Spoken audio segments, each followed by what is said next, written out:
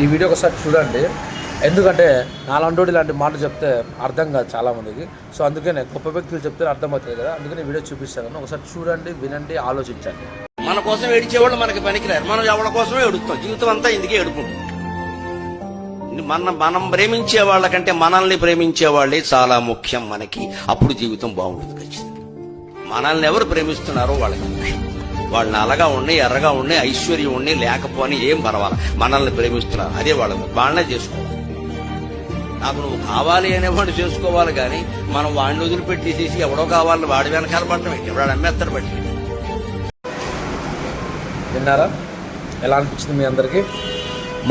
కాబట్టి దీన్ని బట్టి, ఆ వీడియోని బట్టి, మన జీవితంలో ఒక వస్తువు పోతే మళ్ళీ తిరిగి ఆ వస్తువును వెతికి తెచ్చుకోవచ్చు, కానీ ఒక మనిషి పోతే ఆ మనిషిని తెచ్చుకోవడం చాలా కష్టం. కాబట్టి ఉన్నప్పుడు జాగ్రత్తగా చూసుకోండి, మంచిగా ఉండండి.